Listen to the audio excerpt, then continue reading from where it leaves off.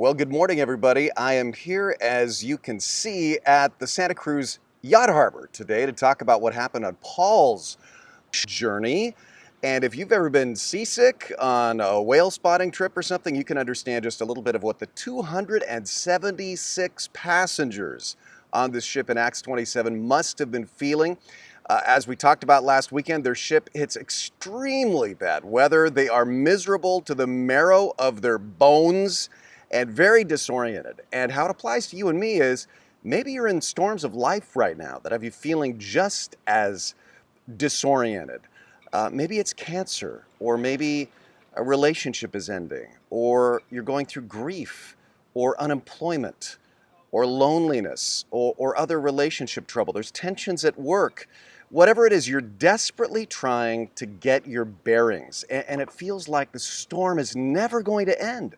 Like we talked about in the message last weekend, and it's repeating, when you are in a crazy storm, ask yourself these three questions. Number one, what can I do?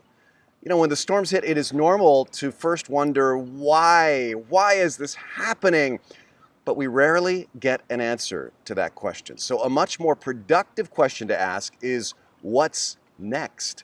What can I do right now? As somebody once told me, Renee, just do the next best thing. Don't worry about stuff in the past. Just do the next best thing. In Acts 27, you got to give these sailors credit. They realized their lifeboat's not secure, so they hoist it aboard. They lower the sea anchor to try to scrub off some speed. They wrap ropes around the hull.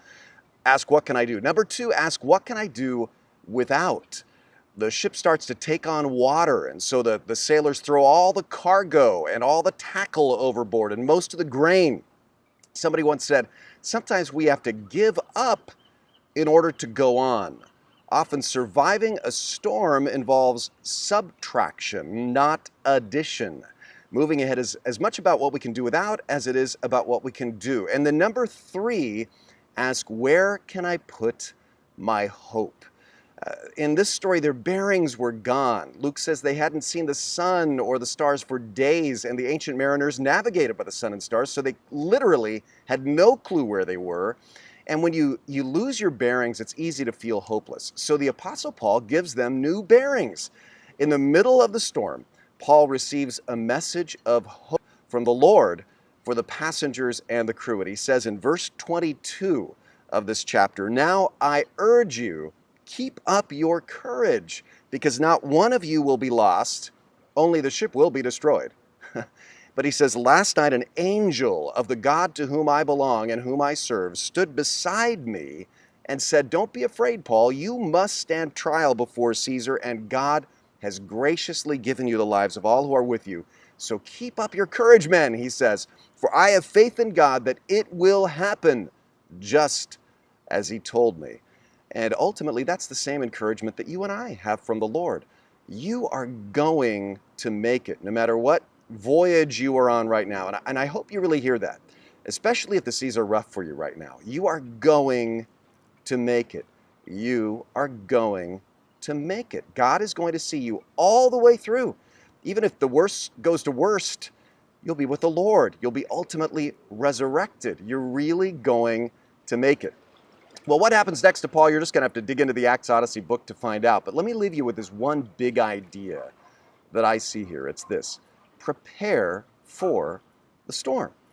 Every winter you hear meteorologists warn us, be prepared for winter storms. And that always seems so hard to apply when it's October and it's still really beautiful outside, or November even, like it is right now, and it's still really beautiful outside.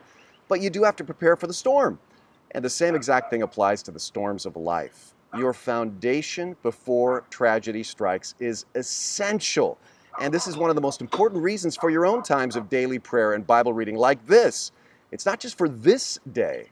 It's laying a firm foundation for the day the storm hits. And you're not doing this so that things will go well in your life. You're doing this because things will not go well. You are going to have storms. Everybody does. Not because you're bad, but just because that's life. Nobody has sunny weather all the time. Storms happen. So set a foundation of faith for the rough times to come, like you are doing right now. Good job. Listen, I hope you have nothing but sunny weather today. But if you don't, stay oriented when you get disoriented by navigating toward Jesus. Hey, thanks for listening, and we will see you tomorrow.